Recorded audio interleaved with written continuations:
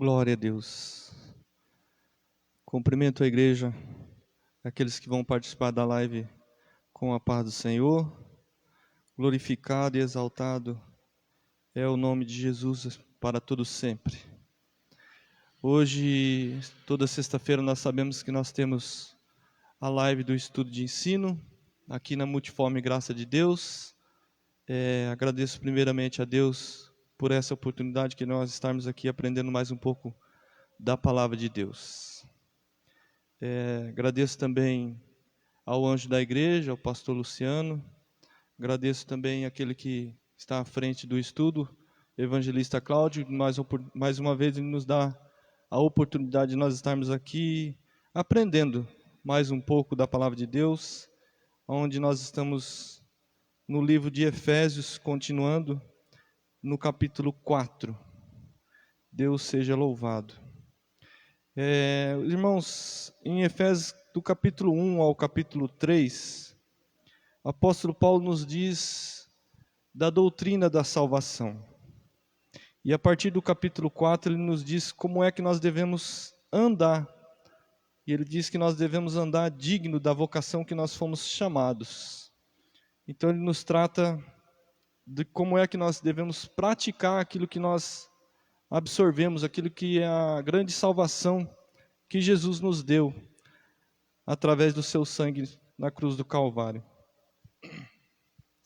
Deus fez a sua parte através de Jesus na cruz do Calvário, onde ele destruiu todos os muros que havia entre os homens e os próprios homens, entre os gentios e os judeus.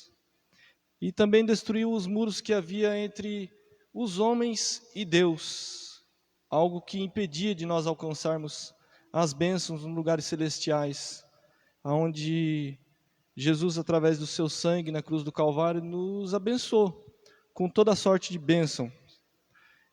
Onde Deus planejou, o Filho executou, e agora o Espírito Santo está nos aplicando aos nossos corações. E a partir do capítulo 4 de Efésios, o apóstolo Paulo nos diz como é que nós devemos andar, e andarmos dignos de como é que nós somos chamados. O apóstolo Paulo diz no capítulo 4, rogo-vos, pois eu, preso no Senhor, que andeis como é digno da vocação com que fosse chamados, com toda a humildade e mansidão, com longanimidade, suportando-vos uns aos outros em amor, procurando guardar a unidade do Espírito pelo vínculo da paz. Há um só corpo e um só Espírito, como também fosse chamados em uma só esperança da vossa vocação.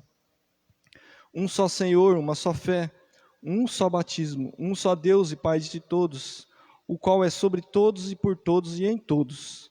Mas a graça foi dada a cada um de nós segundo a medida do dom de Cristo. Pelo que diz, subindo ao alto, levou cativo o cativeiro e deu dons aos homens. Ora, isto ele subiu, que é senão que também... Ora, isto ele subiu, que é senão que também antes tenha descido às partes mais baixas da terra. Aquele que desceu é também o mesmo que subiu acima de todos os céus para cumprir todas as coisas.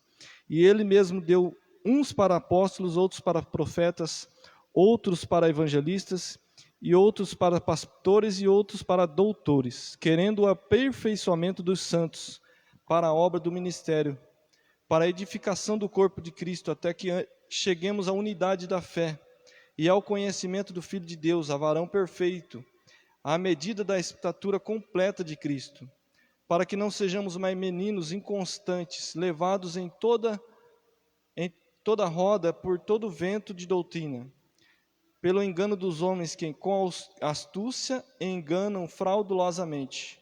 Antes, seguindo a verdade em amor, cresçamos em tudo naquele que é cabeça, o Cristo, do qual todo o corpo bem ajustado e ligado pelo auxílio de todas as juntas, segundo a justa operação de cada parte, faz o aumento do corpo para a sua edificação em amor. O apóstolo Paulo, novamente, ele nos diz que ele é preso do Senhor. Essa expressão ele usa muito o apóstolo Paulo para definir a si mesmo, mas em nenhum momento ele enxerga a sua situação como algo que é ruim.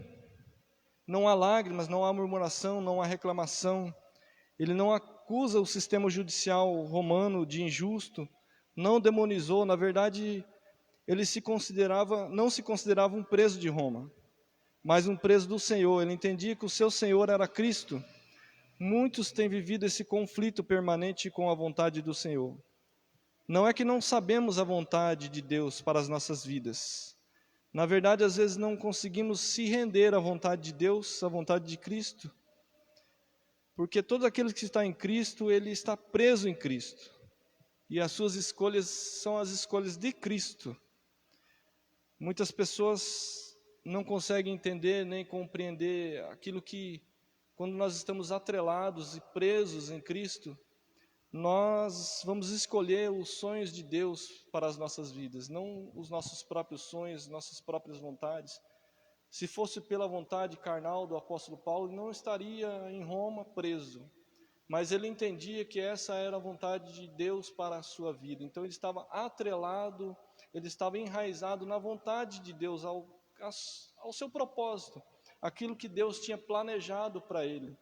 Então ele não entendia que ele era preso de Roma, ele entendia que ele era um preso de Cristo. Por isso que ele disse assim, preso do Senhor, que ele diz, eu rogo-vos.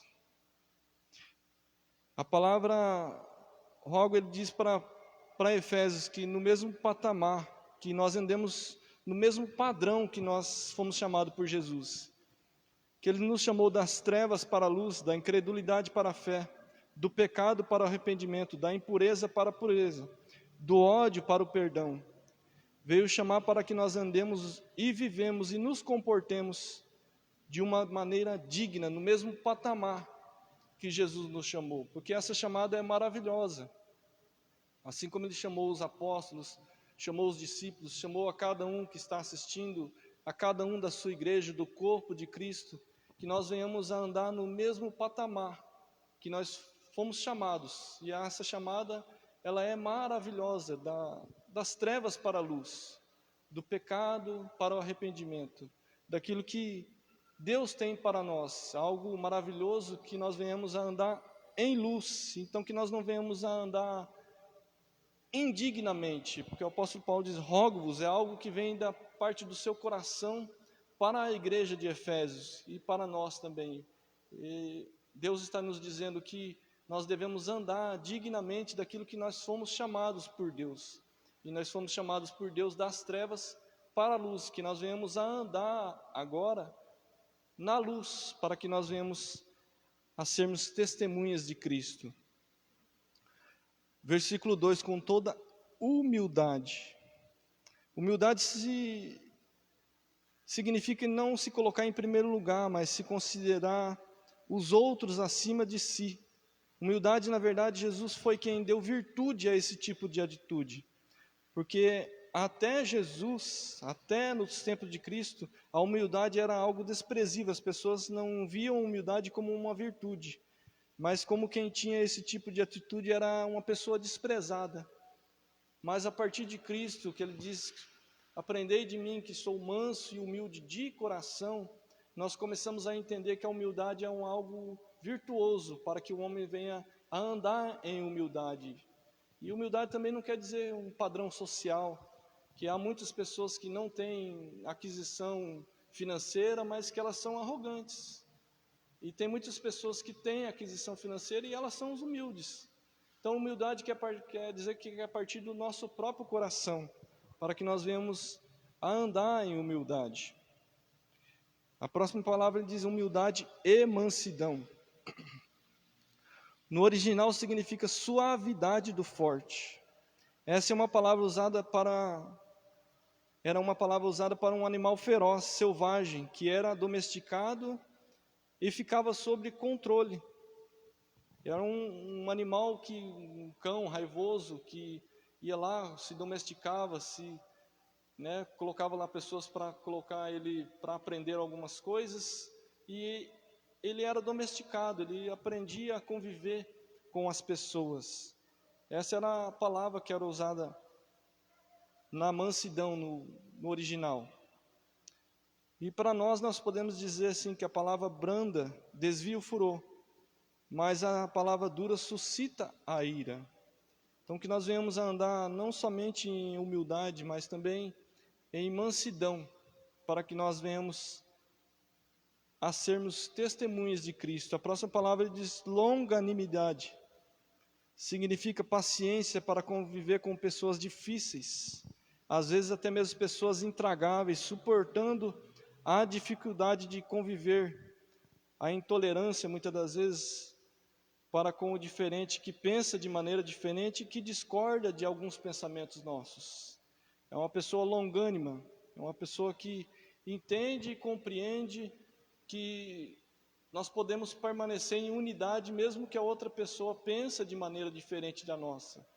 Pense que tem uma visão, uma ótica diferente daquilo que nós achávamos que era o certo, o correto, mas como nós aprendemos a ser longânimos diante de Cristo, nós entendemos que há pessoas que pensam de forma diferente e têm uma ótica diferente daquilo que nós pensamos. E é interessante que ele fala assim, suportando-vos uns aos outros em amor. Não somente suportando-vos uns aos outros, mas ele diz suportando-vos uns aos outros em amor. Em amor quer dizer como uma mãe que suporta um filho rebelde, malcriado, ou uma mulher que suporta o marido problemático e às vezes até mesmo pode ser infiel. Elas só suportam porque amam. Uma mãe ama um filho, uma esposa ama o esposo, então ela suporta todas as dificuldades, os problemas, porque ela ama. E assim a igreja, o apóstolo Paulo está rogando para que essa igreja de Efésios venha suportar um ao outro em amor, nesse mesmo pensamento, nesse mesmo patamar, que nós venhamos a suportar uns aos outros dentro da casa do Senhor, porque nós amamos. E o amor quer dizer uma decisão. Amor, algumas vezes não quer dizer um sentimento, mas o amor quer dizer muitas das vezes uma decisão. Eu amo o meu irmão, então eu sou longânimo, sou humilde perante ele e sou longânimo, sou manso, para que nós venhamos a permanecer em unidade, porque a partir do capítulo 4, o apóstolo Paulo está nos dizendo para que nós venhamos a permanecer em unidade. É isso que nós vamos falar agora. A partir do verso número 3, há um só corpo, um só Espírito, como também fosse chamados em uma só esperança. Em uma só esperança da vossa vocação, um só Senhor, uma só fé, um só batismo, um só Deus e Pai de todos, o qual é sobre todos, por todos e em todos. Na verdade, o ser humano ele gosta de divisões, de facções, dissensões, brigas. Mas se nós estamos cheios do Espírito Santo, se nós entendemos o chamado, que nós devemos andar dignos da vocação que nós somos chamados, nós temos humildade, mansidão, longanimidade, suportando o nosso irmão em amor. Porque quem gera, quem produz a unidade é o Espírito Santo. Quem nos mantém em unidade, fazendo com que pecadores mantenham a unidade pelo vínculo da paz. A paz é um produto da harmonia entre Deus Pai, Deus Filho e Deus Espírito Santo. Existe harmonia entre eles. E eles derramam dessa harmonia, Deus derrama dessa harmonia sobre a igreja. Deus Pai, Deus Filho, Deus Espírito Santo. Eles não têm desarmonia, não têm dissensão, não têm facção. E é dessa mesma graça, dessa mesma unidade que Deus quer que nós venhamos a participar, dessa mesma unidade, para que nós venhamos a ser igreja de Cristo, testemunhas fiéis de Cristo. No verso número 7 ele diz que Deus desceu à terra, venceu e subiu novamente, e Deus deu dons aos homens e capacitou. Mas a graça foi dada a cada um de nós, segundo a medida do dom de Cristo. Pelo que diz, subindo ao alto, levou o cativo o cativeiro, e deu dons aos homens. Ora isto, ele subiu, que é senão que também antes tinha descido às partes mais baixas da terra. Aquele que desceu é também o mesmo que subiu acima de todos os céus para cumprir todas as coisas. Então, Jesus, ele veio, aplicou todo o plano de Deus sobre a sua vida, subiu aos céus e rogou ao Pai o Espírito Santo, e deu também, não somente o Espírito Santo, mas também os dons aos homens. E a partir do verso de número 11, ele vai nos dizer alguns dos dons, porque em 1 Coríntios, Pedro também diz de vários dons que são relacionados com... A Bíblia nos relaciona mais de 30 dons, mas alguns, apóstolo Paulo, ele nos aponta, nos relaciona aqui em Efésios capítulo 4. Ele mesmo deu uns para apóstolos. É interessante que, no sentido literal da palavra, o apóstolo quer dizer enviado. E nesse sentido, todos nós somos apóstolos, que Jesus veio e nos diz: envio vocês a proclamarem o evangelho a toda criatura. Então, nesse sentido, nós todos somos apóstolos, mas há um outro sentido que é os apóstolos, que são aqueles 12, mais o apóstolo Paulo, que é o 13º, que algumas linhas teológicas dizem que só existem esses 13, que permaneceu somente nesses 13. E algumas linhas teológicas dizem que o apóstolo tem até hoje, né? Então, cada um tem o seu modo de pensar, a sua linha teológica, mas nós queremos entender que onde foi fundamentado são os 13 apóstolos, que onde a Bíblia nos diz que a igreja foi fundamentada, alicerçada por aqueles 13 apóstolos. Depois de fundamentado, depois de edificado, uma casa levantada, não se mexe mais na edificação, não se mexe mais naquilo que é o alicerce, né? Então nós começamos a entender que somente houve os 13 apóstolos, que é onde são relacionados, que são os 12 que Jesus chamou, e o 13º que foi testemunha, que foi o apóstolo Paulo, que viu, que foi testemunha de Cristo. E ele diz também outros para profetas, que são aqueles que anunciam a palavra de Deus. Pega o texto, explica o texto, ele anuncia a palavra de Deus aos irmãos, ele traz o texto para o nosso contexto. Os textos bíblicos, ele lê a palavra de Deus e traz para os nossos contextos. É aquele que profetiza a palavra de Deus, aquele que ensina a palavra de Deus, que traz a palavra de Deus ao nosso contexto de hoje, para que nós venhamos a entender e compreender a palavra no nosso contexto de hoje. A Bíblia também nos diz de evangelistas. Não é somente aqueles que evangelizam, que saem em todo lugar que eles vão, têm um coração pulsante em evangelizar, mas também é aquele que quando está pregando, ele inflama o coração da igreja a sair a pregar, a evangelizar, onde a igreja fica com o coração inflamado, com vontade de pregar para as outras pessoas também, porque a Bíblia nos diz que foi dado à igreja os evangelistas. Então, quando ele está pregando, não somente evangelizando, mas ele é um ganhador de almas, mas também ele é um propulsor, ele impulsiona aos outros também a ganhar almas a Cristo. Ele diz também que outros para pastores. Pastores, eles exortam, repreendem, abraçam, curam as feridas, chama para perto, promove os relacionamentos, consola. Pastor, ele na verdade cuida das ovelhas, ele faz com que as ovelhas venham a fazer com que as ovelhas venham a se sentir bem dentro da casa do Senhor. E ele exorta, repreende, ele cura, ele faz de tudo na verdade. Ele é aquele que cuida da ovelha, quando a ovelha está sendo dispersa, assim como os pastores no Antigo Testamento, taca a pedrinha com a funda, para que essa ovelha venha a estar perto das outras ovelhas, perto do redil, né? Para que nós venhamos a não deixar nenhuma ovelhinha sair de dentro da casa do Senhor. E para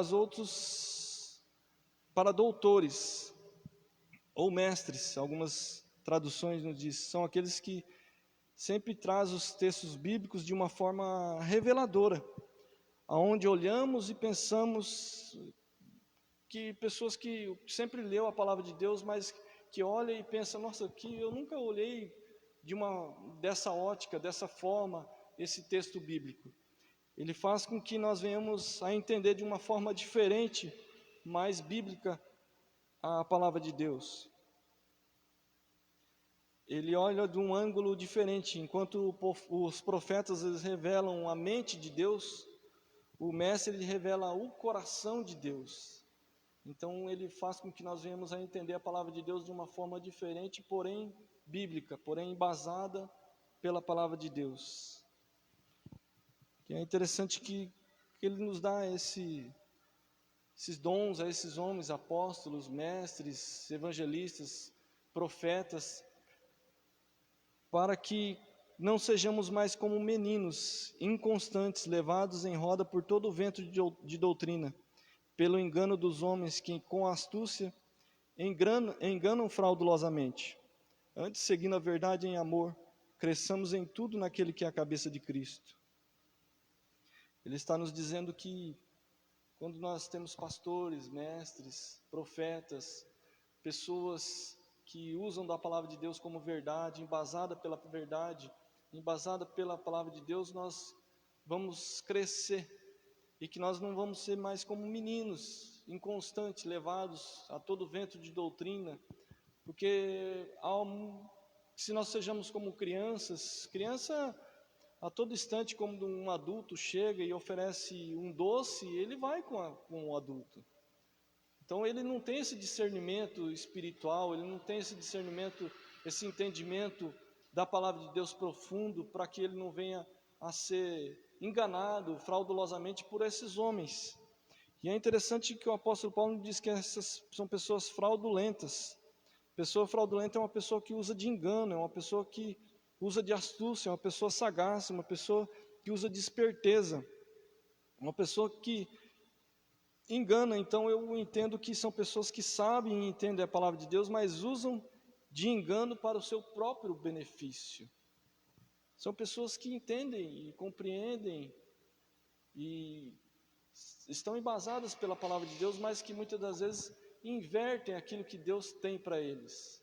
Então, eles usam de engano para ganhar dinheiro, para ganhar fama, para ganhar status, para ganhar benefício para si mesmo.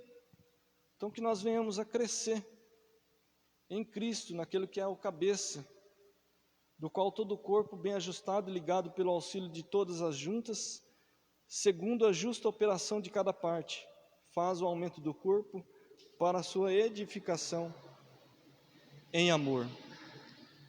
É interessante que a Bíblia nos diz aqui no verso número 16, faz o aumento do corpo.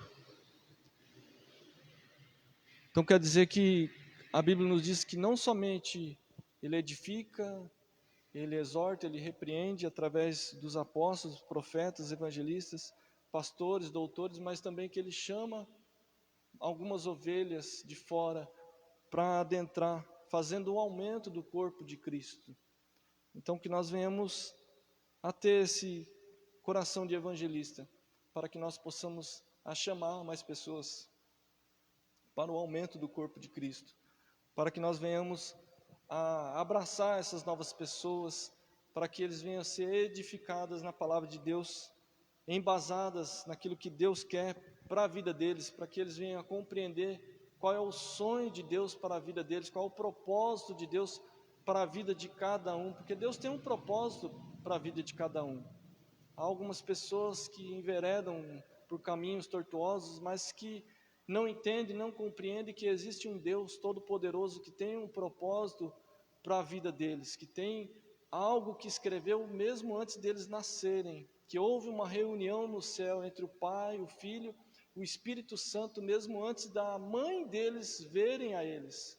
Então que nós venhamos a mostrar esse propósito, essa vontade de Deus para essas pessoas, para que eles venham a ter um coração aberto, para que eles venham à casa de Deus e aprender de Deus, a vontade de Deus para a vida deles, e aceitarem, ou Jesus aceitar a eles, e eles participarem do corpo de Cristo, como um aumento do corpo. É isso que Jesus quer, aumentar o seu corpo nesta terra, que Deus diz, quando aqueles homens não quiseram adentrar dentro da terra prometida, ele diz que a glória dele iria adentrar por toda a terra, ia pairar por sobre toda a terra. A glória dele é o Evangelho, é aquilo que Deus tem para as nossas vidas, que Ele fez todas as coisas, deu seu Filho unigênito, para que todo aquele que nele crê não pereça, mas tenha a vida eterna, mas que nós venhamos também a participar desse corpo, a partir do momento que nós entendemos e compreendemos, que nós venhamos a participar e ter um coração evangelista,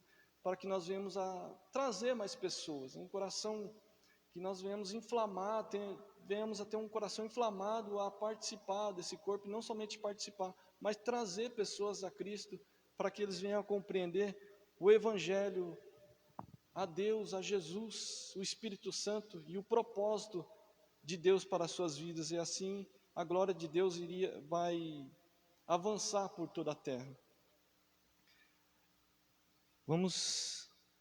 Nós sabemos que toda sexta-feira nós temos às 20 horas até às 20h30 o estudo bíblico.